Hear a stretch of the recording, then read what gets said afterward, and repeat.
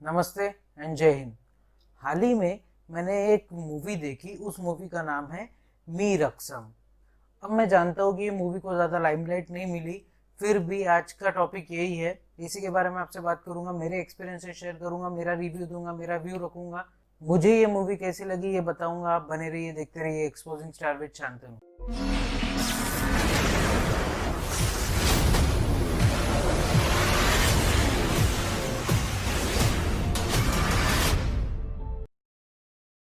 तो हाल ही में मैंने एक मूवी देखी। उस मूवी का नाम है मी रक्सम।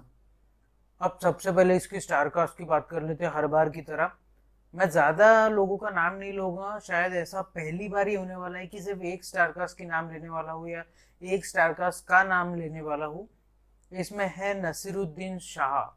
अब नसीर साहब को कौन नहीं जानता यार। इन्होंने अपनी एक्टिंग से, अपनी अदाकारी से बॉलीवुड ही नहीं हर जगह अपना एक लोहा मनवाया है। फिर भी नसीर साहब को हम लोग जानते हैं मैं हूं ना जैसी मूवी से। मैं हूं ना में इन्होंने एक मिलिट्री ऑफिसर या आर्मी ऑफिसर का रोल किया था। ये क्या छा गए थे बॉस। इसके अलावा नसीर साहब को हम लोगों ने देखा है क्रिश जैसी मूवी में एक नेगेटिव किरदार करते हुए। तो नसीर साहब को बॉलीवुड हो या पूरी दुनिया इनसे वाकिफ है और पूरी दुनिया इनकी एक्टिंग की कायल है। तो इसमें है नसीर साहब। ये तो होगी स्टारकास्ट की बात। अब बात कर लेते हैं इसके प्लॉट की। इसका प्लॉट है क्या? एक कंजर्वेटिव मुस्लिम फैमिली रहती है। अब कंजर्वेटिव मतलब तीन लोग रहते हैं उसमें, माँ बाप और बेटी।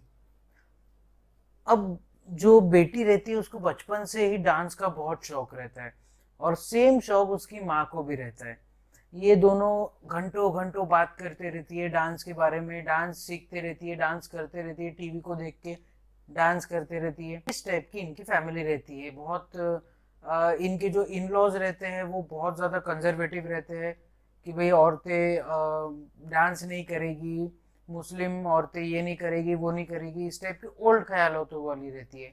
वेर एज इस फैमिली के जो हेड है, जो टेलर का काम करते हैं, वो बहुत मॉडर्न ख्यालात के रहते हैं कि भाई मैं अपनी बीवी और बेटी को एक अच्छी जिंदगी दूंगा और जो उनको करने की आज़ादी मैं दूंगा वो मेरी तरफ से। इस टाइप का उनका थिंकिंग रहता है।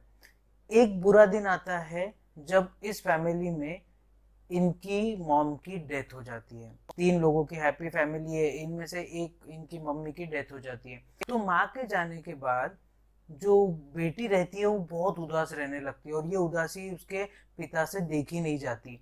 उसके पिता बोलते हैं कि तुम क्या करना चाहती हो या क्या तुम्हारा एम है। तो उसकी बेटी बोलती है कि मुझे भरतनाट्यम सीखना है। अब भरतनाट्यम अगर किसी को नहीं पता होगा तो वो बेसिकली एक भगवान की वंदना करने जैसा एक डांस है। तो मुस्लिम होके अगर वो डांस वो बेटी सीखे तो ये सारे जो कट्टर मौलाना है या कट्टर मुस्लिम लोग हैं उनको आंखों में बड़ा खटकता है। और इसमें उसके पिताजी को कोई फर्क नहीं पड़ता, बोलते मेरे बेटी को जो अच्छा लगता है वो करेगी। तो वो अपनी बेटी को भरतनाट्यम की क्लास में डालता है, पर उसके बाद में उसके साथ में कितने दुर्व्यवहार होते हैं वो बंदे के साथ में। उसको खाना पानी बंद किया जाता है, उसके खिलाफ फतवा निकाल दिया जाता है। उसके खिलाफ जो एक बहुत बड़ा आदमी रहता है, नसीर साहब बहुत बड़े आदमी दिखाए गए हैं जो कट्टर मुस्लिमवादी है, वो उसके खिलाफ खड़े हो जाते हैं। वेर एज हिंदू कम्युनिटी है जो मुस्लिम लोगों को उस तरीके से स्वीकार नहीं करती है। तो हिंदू मुसलमान का एंगल देने की कोशिश की गई है इस मूवी में। शॉर्ट में समझो तो एक फैमिली है जिसकी लड़की भरतनाट्यम सीखना चाहती, जो मुस्लिम फैमिली को बिलोंग करती है। अब कट्टरवादी मुस्लिम मौलाना लोग उस लड़की का वो डांस सीखने से इनकार कर देते हैं। वेर एज उसके जो पापा रहते हैं वो बोलते हैं कि अपनी बेटी की इच्छा पूरी करना ये हर बाप का फर्ज है और वो मैं निभाऊंगा। अब वो फर्ज निभाने के चलते उसके सामने में क्या क्या कठिनाई आती है, क्या क्या उसको अग्रेशन फेस करना पड़ता है, क्या क्या कॉन्सिक्वेंसेस फेस करने पड़ते हैं, इस सब के बारे में ये सारी स्टोरी है। तो ये तो हो गई प्लॉट के बाद। अब बात कर लेते हैं इसके एक्टिंग की। यार बॉस, नसीर साहब जिस मूवी में है उसके बारे में अगर मैं एक्टिंग के बारे में बोलूँ तो ये फिजूल होगा, क्योंकि एक्टिंग बहुत अच्छी है। नसीर साहब का बड़ा रोल नहीं है, बट नसीर साहब का रोल जितना भी है ना, जब भी वो पर्दे पे आते हैं उनकी एक्टिंग बहुत अच्छी है। इसके अलावा भी जो बाकी कैरेक्टर्स है उनकी एक्टिंग भी बहुत अच्छी है, तो एक्टिंग से मैं बहुत खुश हूँ। अब बात कर लेते हैं स्टोरी से। बेसिकली स्टोरी ऐसा है, थोड़ा सा सेंसिटिव टॉपिक है ना, तो मुझे सेंसिटिव टॉपिक की स्टोरीज अच्छी लगती है।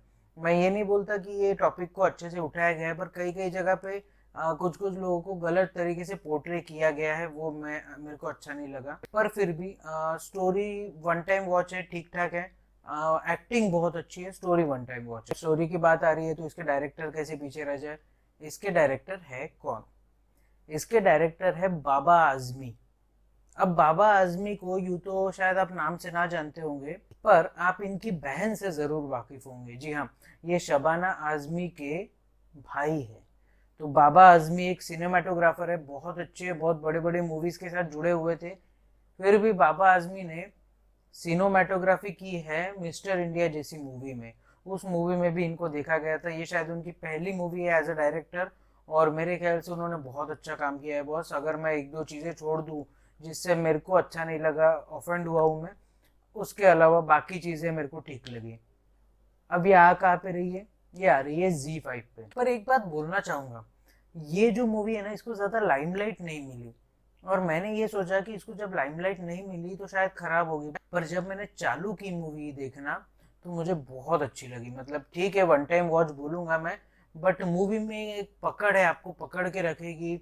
इमोशंस है, कॉमेडी है, बहुत सी चीजें, आपको मजा आएगा। तो अगर आपने Z5 का सब्सक्रिप्शन लेके रखा है तो जरूर देखिए। मूवी का नाम है मीर अक्सम। और आप क्या कर सकते हैं, अपने हाथों की सफाई का जरूर से ध्यान रखिए, बार बार अपने हाथों से अपने चेहरे को मत छूइए।